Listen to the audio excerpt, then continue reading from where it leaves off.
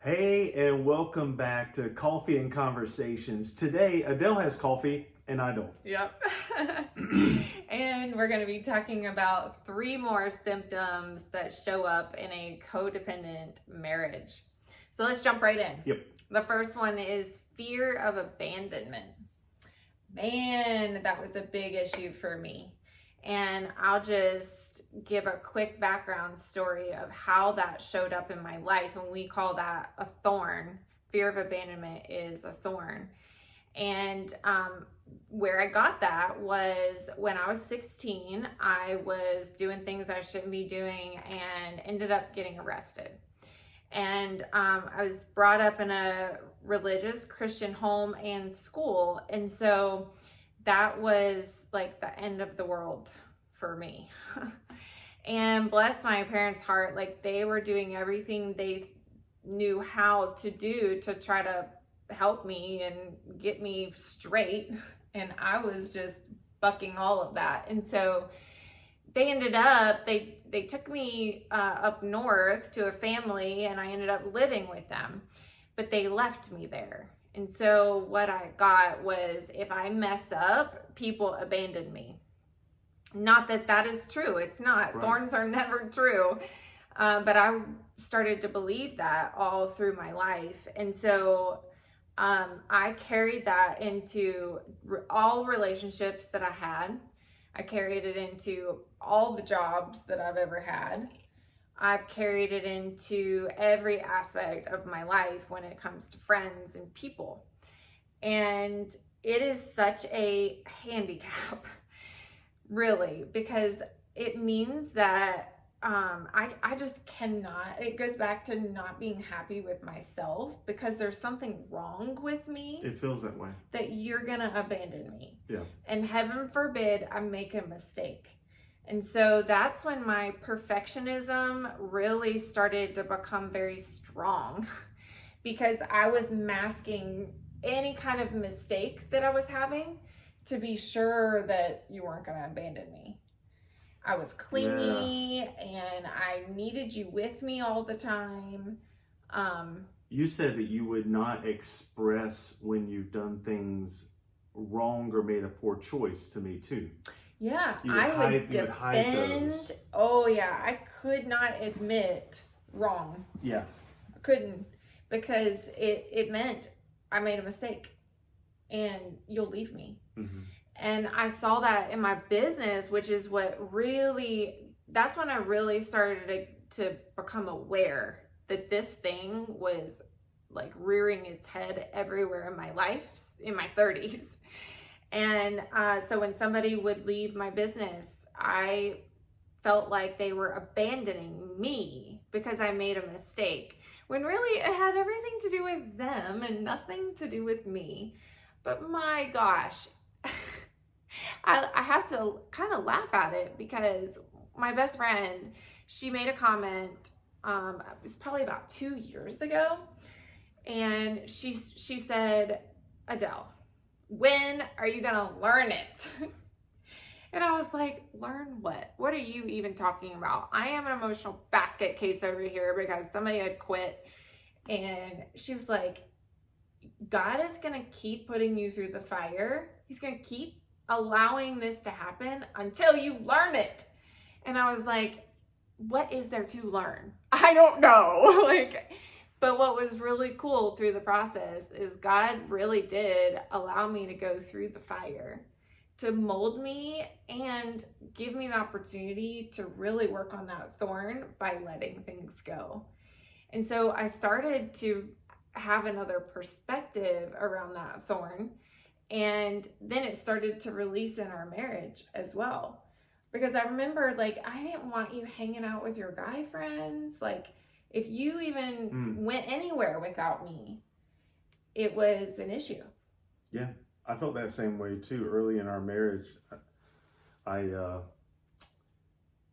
you would go out and I would be like, where are you at? When you're coming home? What time? And then I would be worried and panicked about your safety or who you're with or what's going on. And it would really bother me. Mm-hmm. Yeah. Yeah, what just popped up for me that's so interesting, that when I'm being that way, it's comfort and safety. When you're being that way, it's control. Yeah. And it immediately, like, I remember when that would happen, and it would immediately make me be like, I want to stay out longer and not text you back and just stuff like that, because it made me feel, I guess that you were controlling me or something. You don't like to be controlled. That's another video for another day.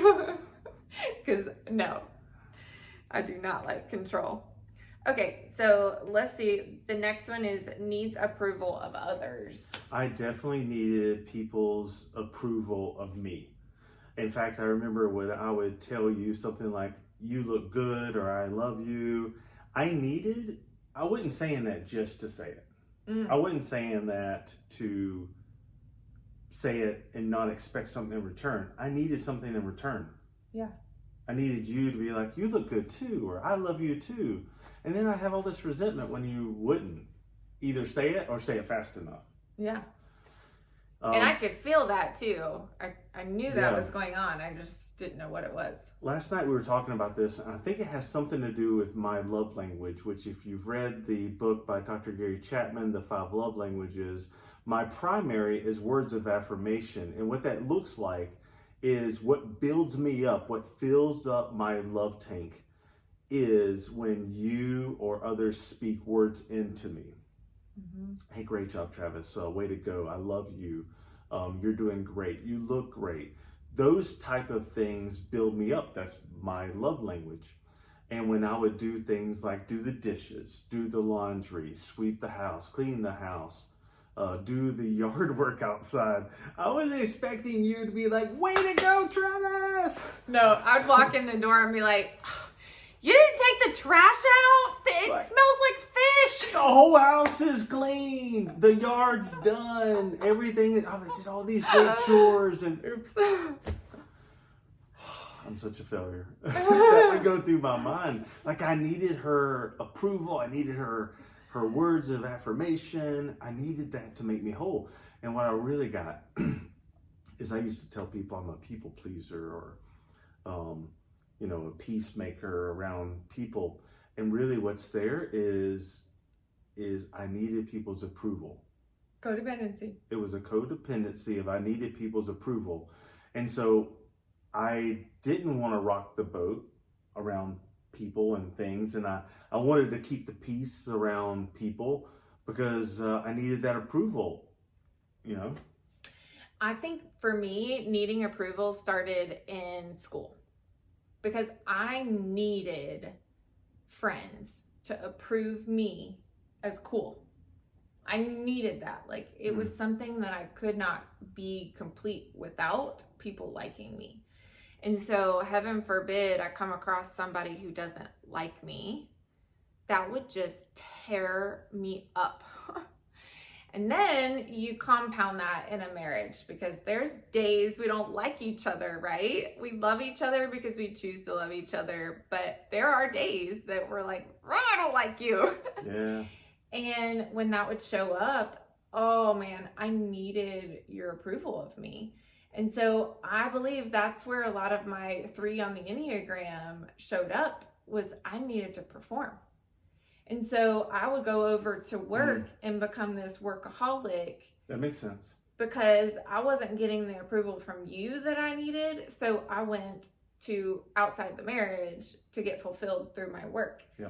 And I became a workaholic, and I would work and work and work and work, and we would never spend time together. But it was all because I needed that approval. Just so interesting. It is.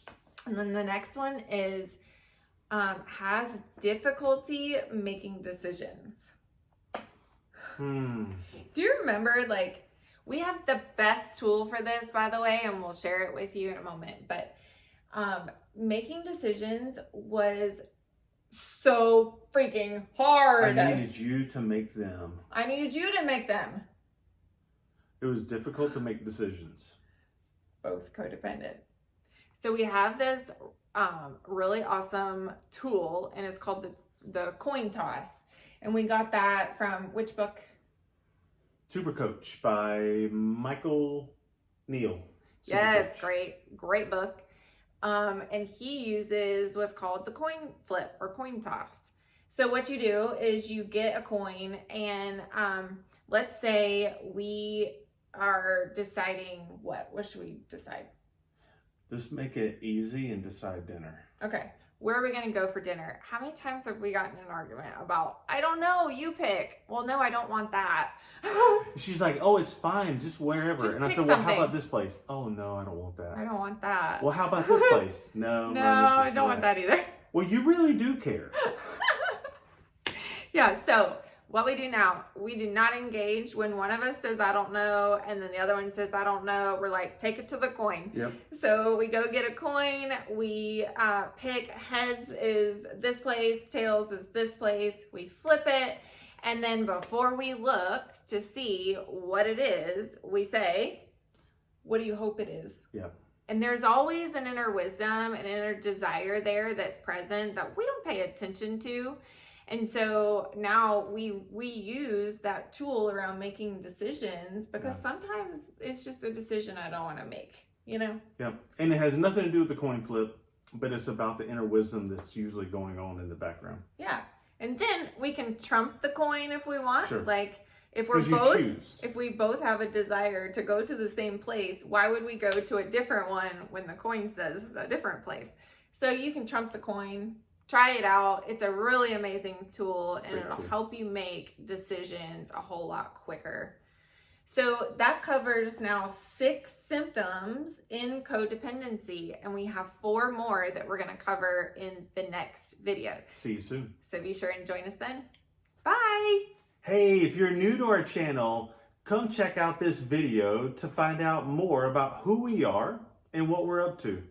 Yeah, and we would love for you to join our tribe. So go ahead and click that subscribe button.